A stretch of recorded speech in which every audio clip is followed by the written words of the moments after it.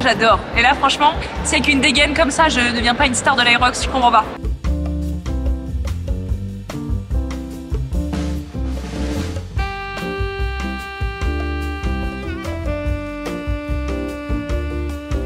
Ça se trouve je vais arriver au bac blanc, je vais pleurer toutes les larmes de mon corps. Mais en fait la qualité de ses partenaires est extrêmement médiocre. Ça va vraiment me secouer la gueule. Hello les amis, j'espère que vous allez bien, bienvenue dans une nouvelle vidéo.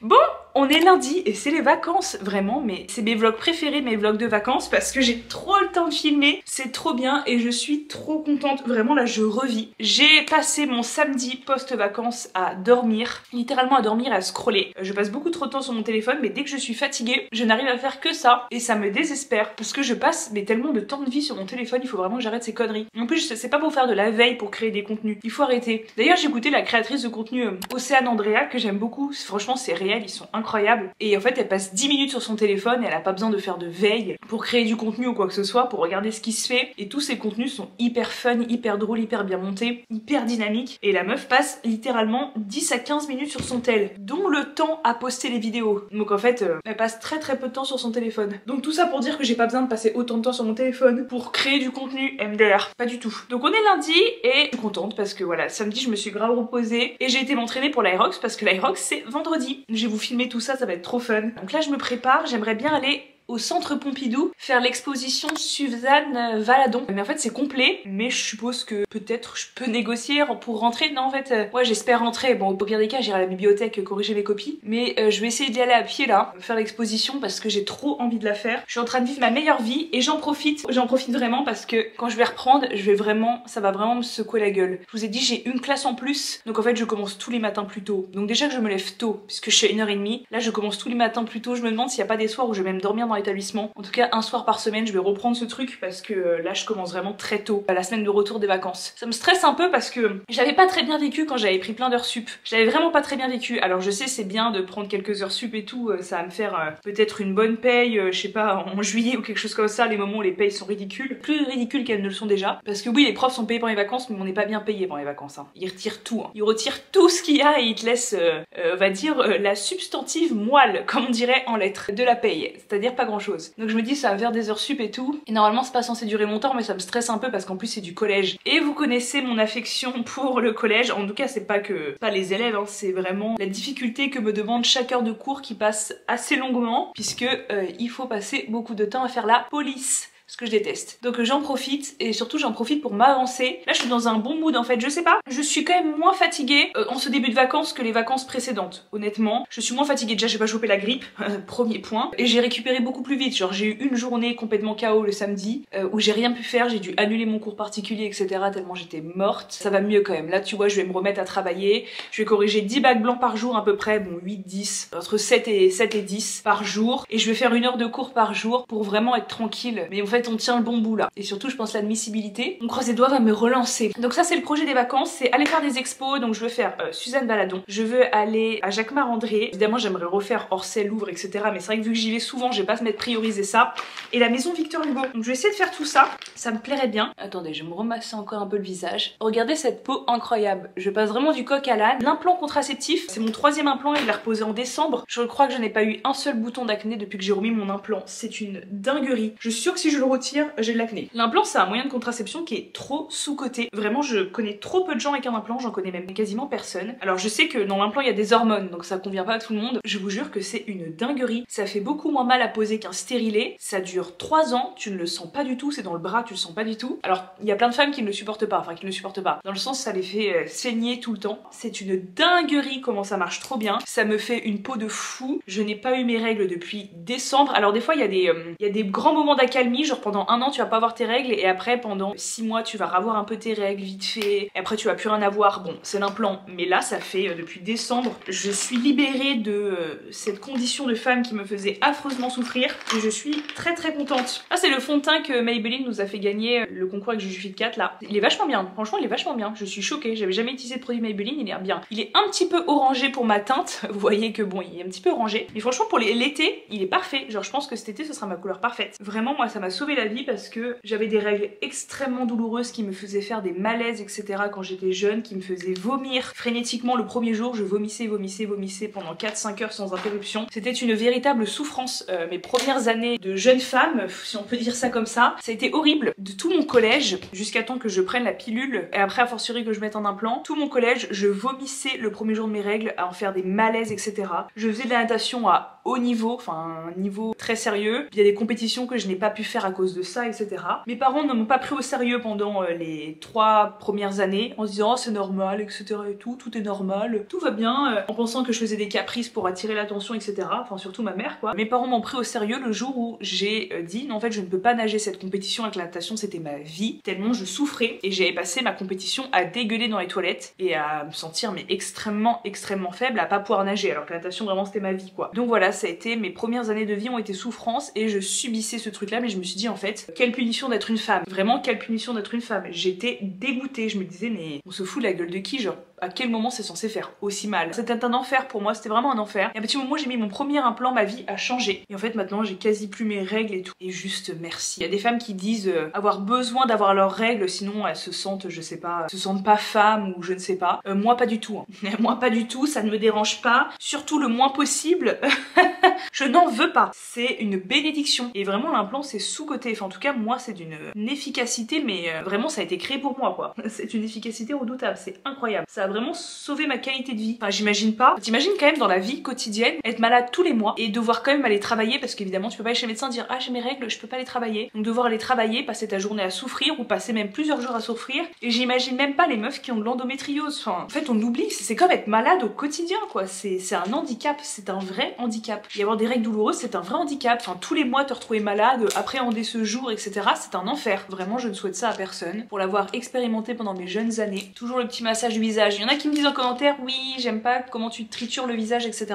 Ah moi j'aime trop et en plus je suis persuadée que j'aurai une peau de zinzin mental à 30-40 ans, enfin 30 c'est un peu jeune mais en tout cas à 40 ans j'aurai une peau de zinzin mental grâce à cette routine. Déjà bon grâce à mon hygiène de vie, sans alcool, sans cigarette, sans quoi que ce soit etc. Bon pas assez de sommeil mais bon ça c'est un détail, mais surtout grâce à ça aussi hein. Vraiment en ce moment je vis ma best vie, je suis grave heureuse et je suis tellement heureuse que j'ai l'impression, enfin j'ai tellement une chance cette année que j'ai l'impression que je ne vais pas avoir le CAPES parce que en fait je me dis tu peux pas avoir rationnellement autant de chance en fait. Ton année peut pas être aussi heureuse que ça. Que je me dis en fait tu peux pas avoir rationnellement autant de chance, il va forcément se passer un truc en fait. Tout s'aligne tellement et tout va tellement mieux que j'ai l'impression qu'il va m'arriver un truc, vraiment qu'il va m'arriver un truc ou que le CAPES ça va pas passer. Tout ça sera une compensation pour un futur échec au CAPES. Vous voyez ce que je veux dire? Quand tout est bien tu te dis merde quelle galère va m'arriver, mais c'est horrible le cerveau humain, c'est absolument horrible. On va forcément me punir quelque part quoi.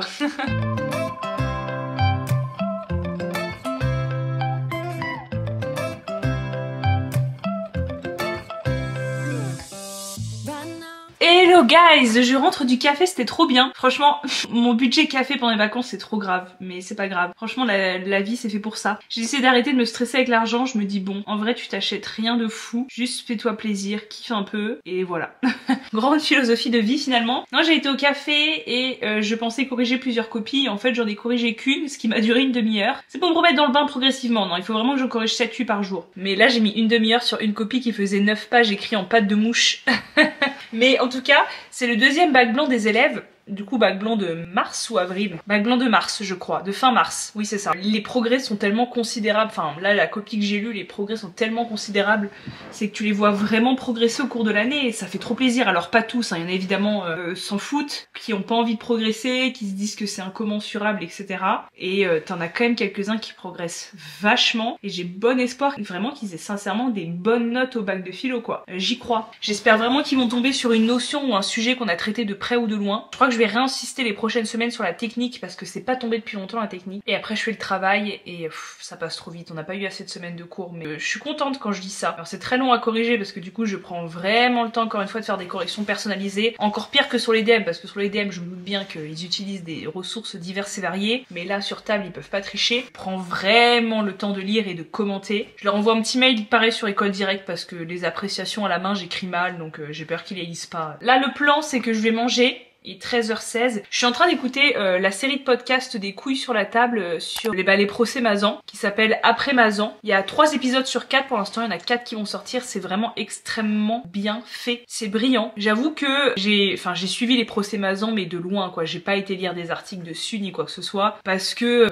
en fait des fois j'ai un truc de me dire si je m'occupe trop de la misère du monde, si je m'y intéresse trop, je vais être profondément malheureuse et tellement en colère. Des moments où j'étais vraiment très en colère à force de regarder l'actualité en fait. Par exemple, j'aurais jamais pu être historienne ou quoi que ce soit parce qu'en fait l'actualité ça me bouffe, ça m'angoisse, je trouve ça absolument tétanisant. Donc j'ai vraiment du mal. Moi je suis plus dans le passé, dans la philosophie, la pensée abstraite, je ne sais pas, mais j'ai du mal avec l'actualité et là franchement c'est vraiment bien fait, c'est brillant, c'est comme tous les podcasts du couille ou des cœurs sur la table, c'est extrêmement brillant. Je vous conseille vivement d'aller écouter. J'ai regardé une vidéo de Ben Nevers, un témoignage, il fait beaucoup de témoignages où en plus on le voit pas, on voit que la personne interviewée, c'est pas un face à face. Et c'est une fille qui expliquait qu'elle avait couché avec plus de 100 hommes. J'ai écouté la vidéo et la fille est tellement intelligente, elle est magnifique déjà, elle dégage une aura absolument incroyable. Elle est d'une beauté et surtout elle respire le bonheur, etc. Et elle expliquait, elle assumait voilà son body count, comme on appelle ça, le nombre de partenaires qu'elle a eu différents. En fait, dans la tête des gens, dans la tête de l'opinion commune, une fille qui a eu autant de partenaires, c'est soit une marginale, soit une fille,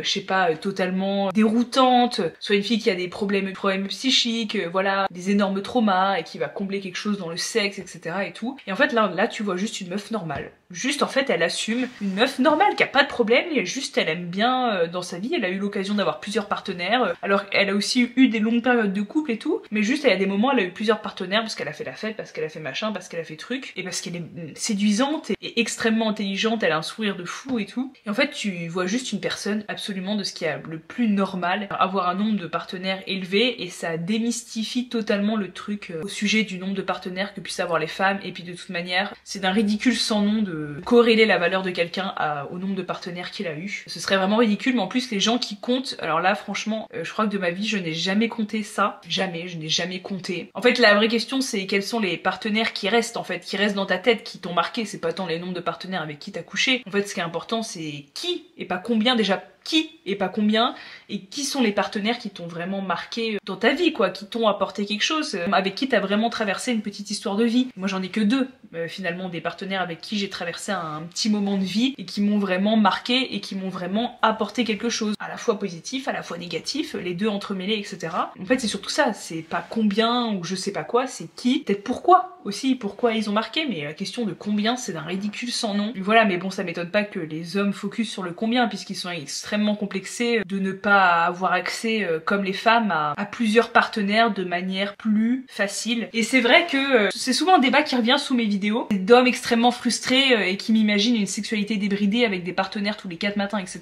Et à la rigueur, même si c'était le cas, et bah grand bien me fasse, vraiment grand bien me fasse. Mais évidemment non, ma vie est beaucoup plus calme que ça. Une abonnée fidèle et très sympathique qui répondait à un de ces hommes frustrés et qui lui disait mais en fait ce que tu comprends pas, c'est que oui les femmes elles ont accès à plus de partenaires, on est d'accord, les femmes ont accès à plus de partenaires, mais en fait la qualité de ces partenaires est extrêmement médiocre. En fait c'est que oui on a l'occasion de beaucoup plus dater, alors là je vous l'accorde, il y a beaucoup d'hommes qui sont totalement exclus de la dynamique de séduction, du marché de l'amour, et j'en suis désolée, vraiment j'imagine que ça doit être une véritable souffrance, vraiment j'en suis désolée, et c'est pas une souffrance que j'ai expérimentée, vraiment je compatis et je comprends que ça puisse engendrer de la frustration, mais encore une fois la frustration est très mal exprimée, c'est pas en insultant des meufs sur YouTube que vous ne connaissez pas, des minettes etc, ou en vous énervant le dimanche soir sur JVC que la situation va s'arranger. Il faut se rendre compte que certes les femmes ont accès à plus de partenaires, mais en fait la qualité de ces partenaires est extrêmement médiocre en fait. Les hommes sont méchants, dénigrants, humiliants, etc. C'est des dates qui sont qualitativement horribles en fait. Oui, j'ai accès à plus de partenaires, mais vraiment les 3/4 des partenaires auxquels je vais avoir accès, ils sont pas là pour apprendre à me connaître, pas du tout. Ils sont là pour se servir de moi comme d'un objet sexuel et pour, je sais pas, s'entendre parler, se faire aimer mais pas aimer en retour, hein, se faire aimer. Ils sont là pour prendre et pas du tout pour donner ou partager. Ils sont vraiment là pour prendre dans tous les sens du terme. Voilà, c'est tout ce que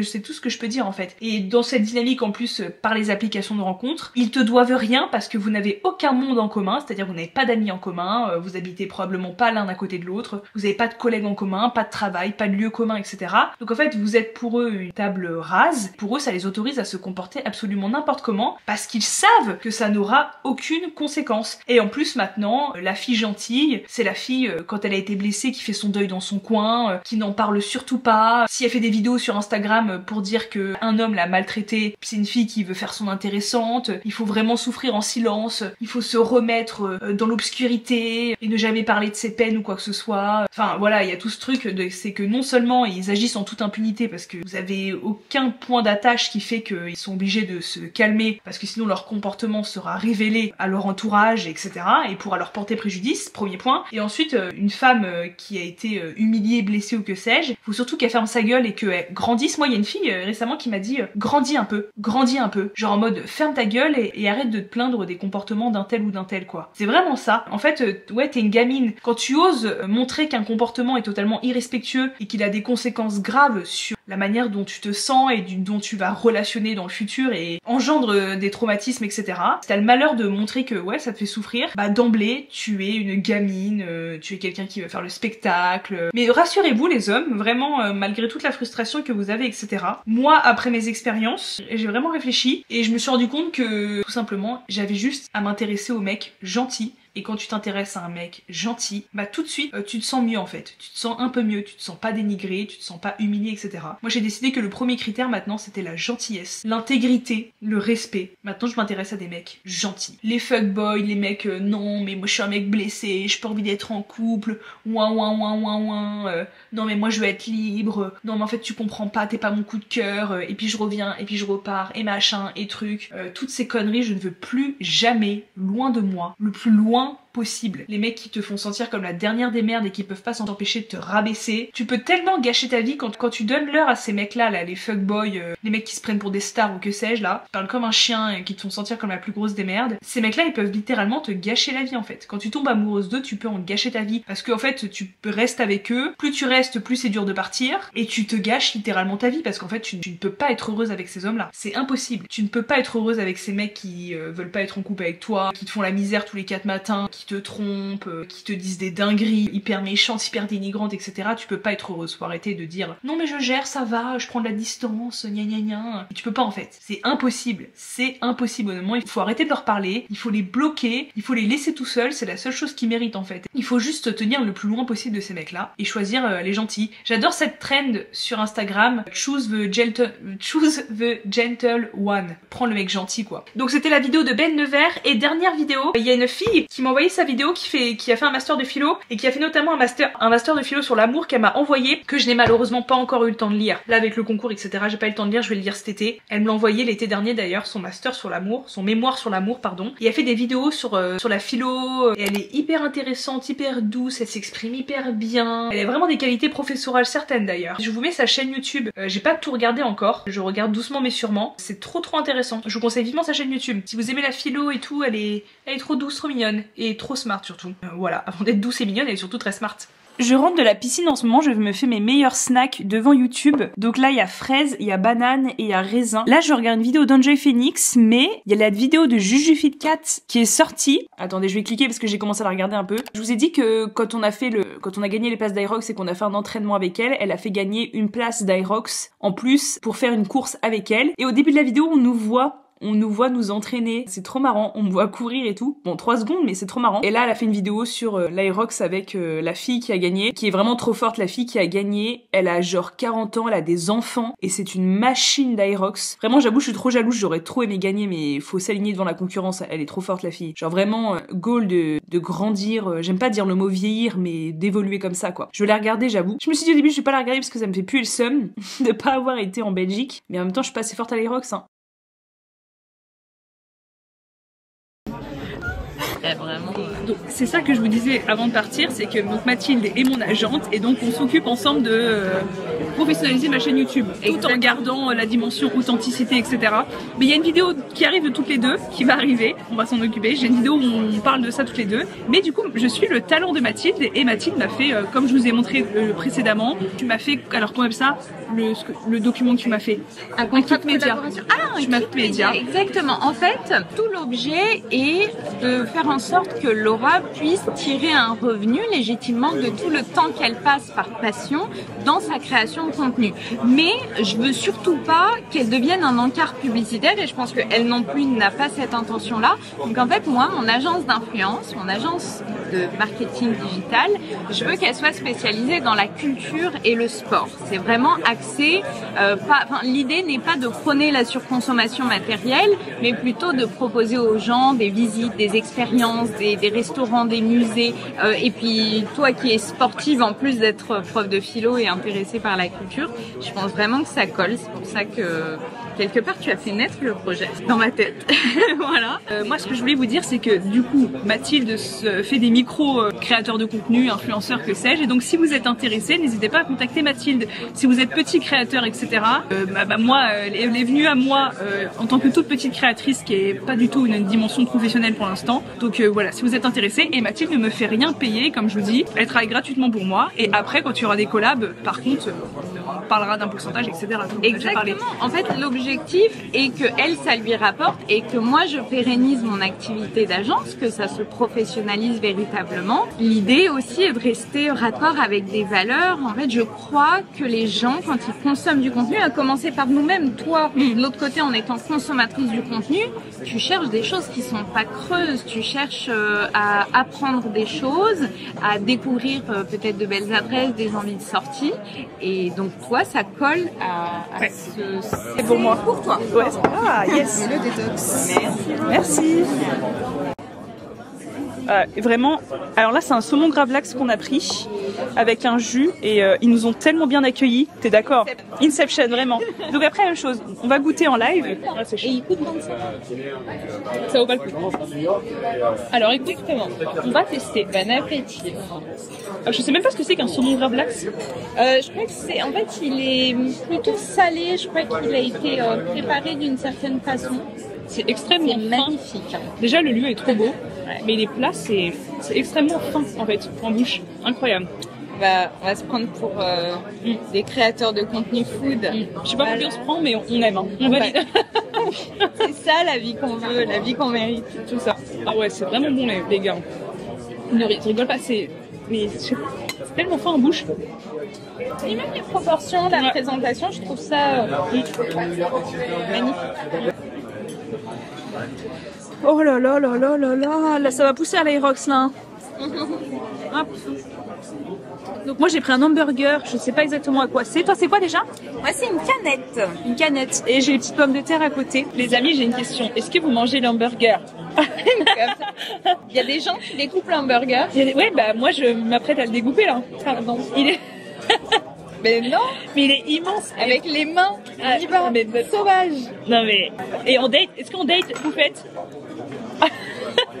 Je suis, comment dire, de bons conseils au niveau date, je crois. Il faut y aller franco. Il faut montrer ce que tu peux faire avec... Il faut montrer ce dont tu es capable, ce que tu as comme trip au fond de toi. Il faut montrer le vrai. Je suis mort. Bah attendez, on va goûter et on va vous dire. Je découvre. C'est magnifique. Ouais, il est vraiment beau. Il est énorme. Mais en fait, si vous vous rendez pas compte à quel point il est fat, ma tête, moi. Ça me fait de la peine si je découpe, il va se casser la gueule. Oh yes. Ma vidéoculeuse.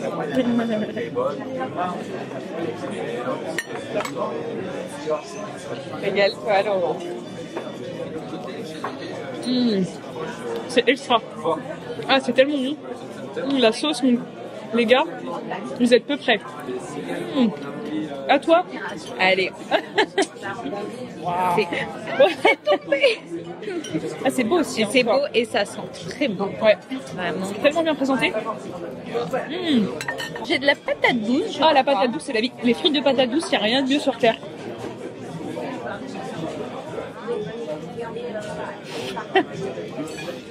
C'est vrai que ça a l'air vraiment bon. Un régal. Un régal. Tu sais que j'ai un collègue de travail qui regarde les vidéos et qui m'a dit quand tu fais intervenir Mathilde, c'est vachement bien.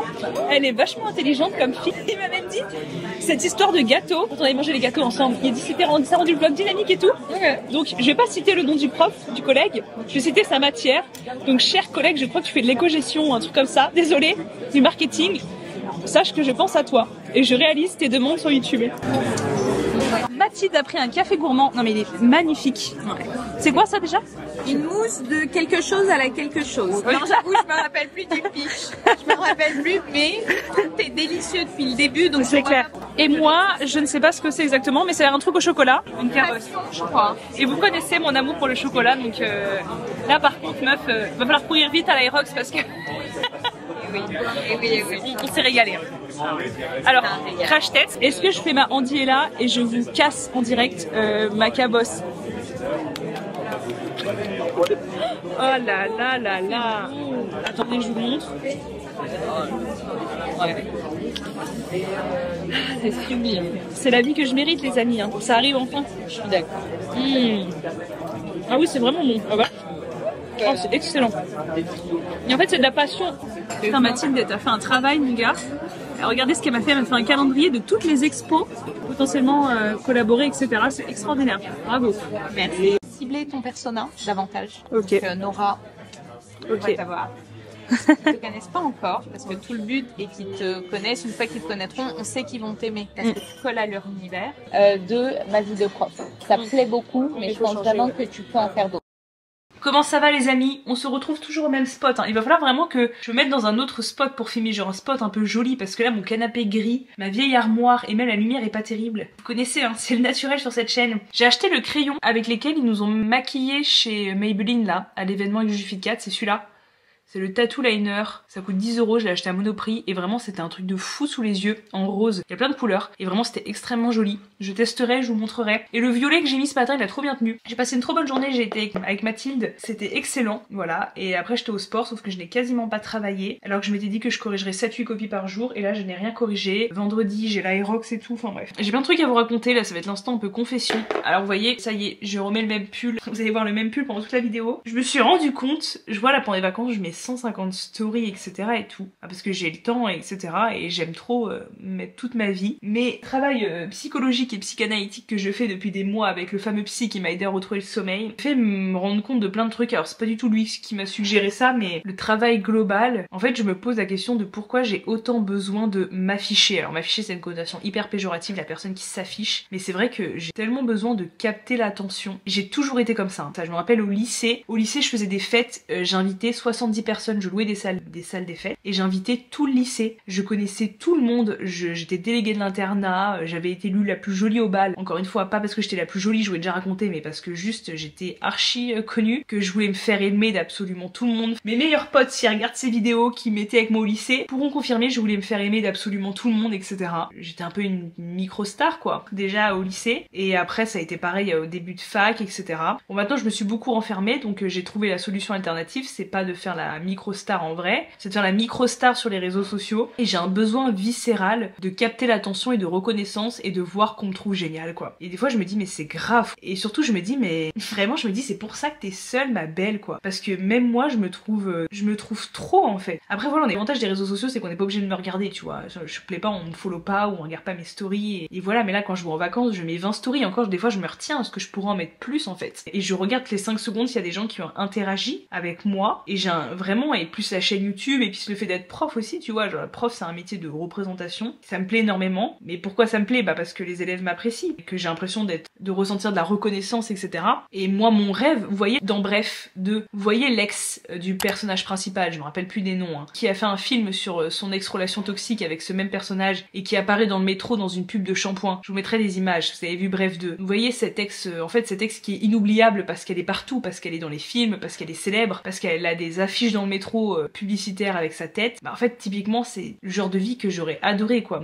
Mon fantasme c'est d'avoir une affiche de moi dans le métro avec un livre à côté parce que j'ai sorti un livre ou parce que j'ai une chronique chez France Inter quoi. Vraiment hein. Je rêve d'être écoutée, d'être regardée, c'est vraiment grave hein. Parce que c'est un besoin de reconnaissance qui est vraiment exacerbé quoi. Les concours et tout le tintouin ça va avec hein. Mais je comprends pas parce que j'ai pas l'impression, alors après j'ai pas de souvenirs jusqu'à mes 6 ans, je ne me souviens de rien. à peu près jusqu'à mes 6 ans, je ne sais pas si c'est normal ou pas. J'ai pas l'impression d'avoir été délaissée, en tout cas par mon père, ma mère je sais pas, j'ai quasiment pas de souvenir avec elle, mais en tout cas j'ai pas l'impression d'avoir été délaissée et en manque d'attention par mes parents. Alors peut-être que si, parce qu'ils étaient totalement dépassés et que j'ai quand même 3 autres sœurs, et quand t'as des parents d'un milieu prolétaire, donc ils doivent passer beaucoup de temps à travailler, dont il s'agit tous les mois quand même de subvenir aux besoins de 4 enfants, etc. et dont t'es jamais assuré d'avoir les moyens de subsistance adéquats, etc.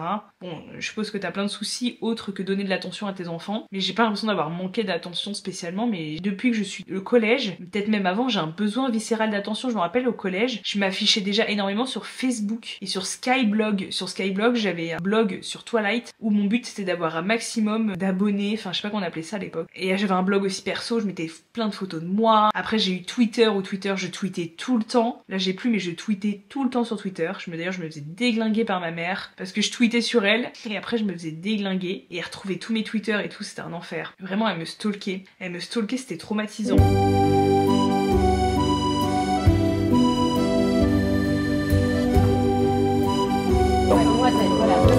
Personne ne veut du sucre, je viens d'avoir fait monsieur repas. T'as pas le droit de faire ça.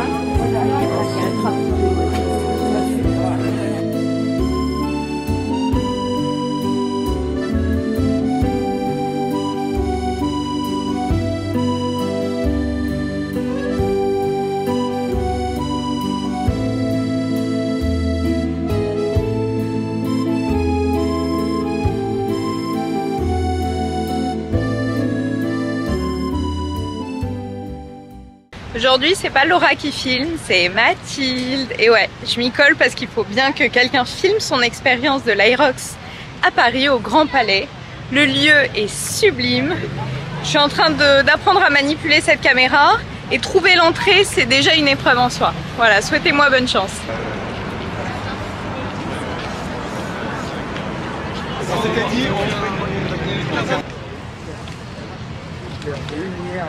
Mais non, on n'est pas... Bon, il y a écrit Aerox partout. A priori, je suis au bon endroit. Je sais encore lire, je crois. Et surtout, en fait, je réalise que j'aurais dû prendre ma veste d'hydratation parce que j'ai 10 000 caméras, j'ai mon téléphone, j'ai les caméras de Laura. Et pour créer du contenu, bah, ça aurait été pratique d'avoir ma veste.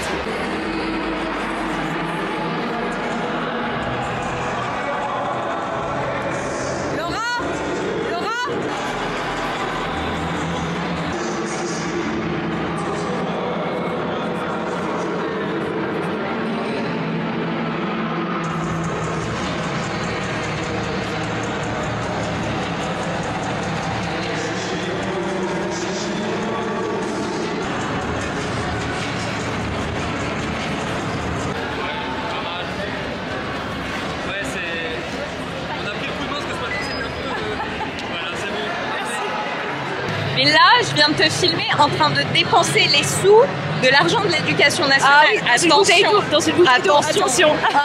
On ne se sent plus. Alors, on va mettre des paillettes. On va mettre des paillettes dans nos vies. On part sur quoi? Moi, ce que tu veux, celle que t'aimes le moins, laisse-les-moi. Ah non, vraiment j'aime tout, franchement. Peut-être je vais mettre violet pour aller avec le maillot. Et ben je te laisse mettre. En fait, ça c'est la pâte et tu mets les paillettes. C'est-à-dire la pâte qui colle? Ouais, la pâte qui colle, ça. C'est très simple. Les écouteurs.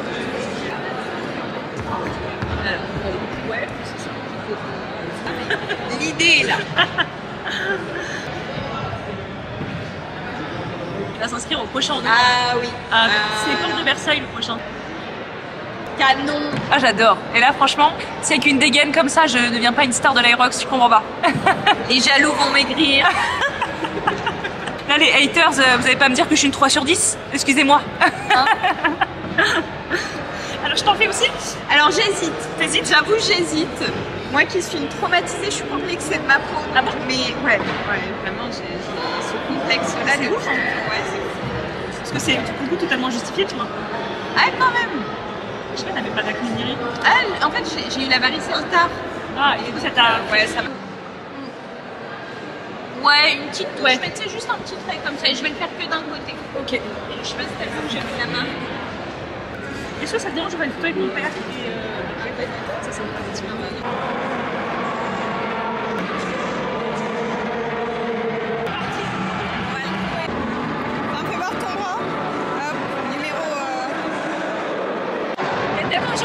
d'avoir une caméraman comme ça. Eh ouais.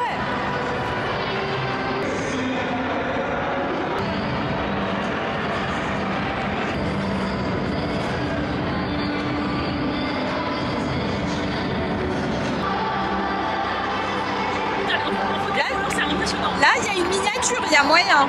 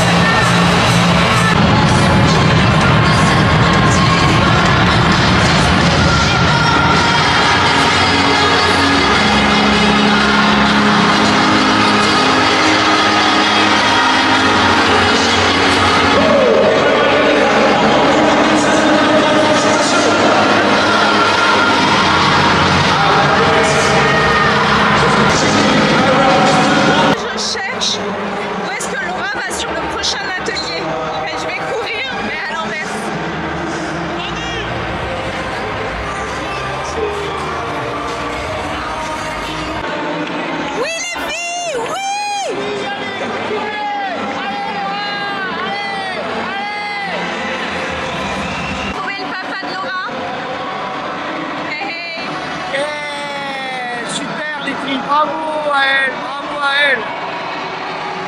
Allez, on va essayer de se rapprocher du 3e Là, atelier. elle va faire un tabac, si elle met ça sur YouTube, elle va faire un tabac. C'est le papa qui le dit. Hein? J'ai dit, c'est le papa qui le dit. Ah oui, c'est clair. Il a raison. Bravo, jeune, bravo.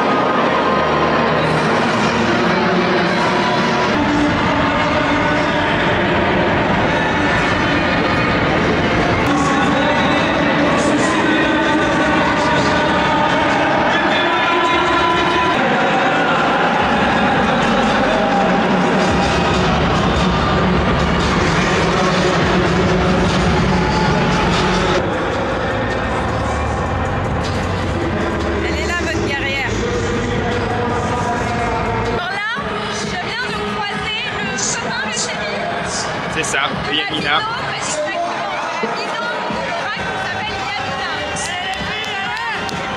Bravo les filles, on est fiers de vous. Et continuez comme ça.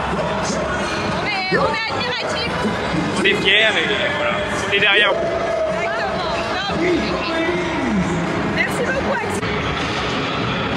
Laura, ton futur mari, il est ici, hein.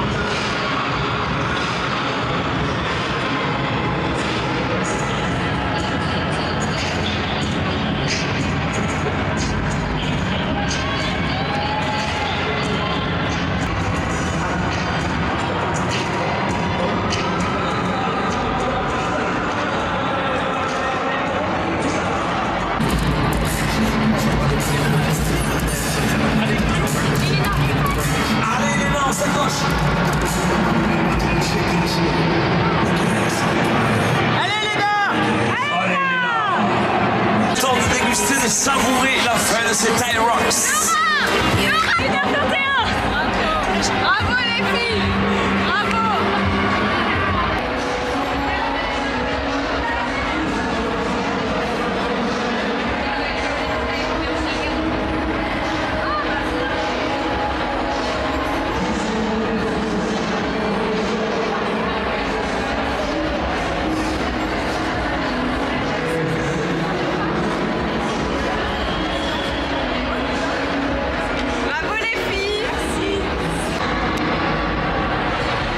C'était la meilleure expérience de ma vie. J'ai adoré du début à la fin. Le prochain, c'est un solo et je vais vous épater. Je vais vous épater. N'en doute pas.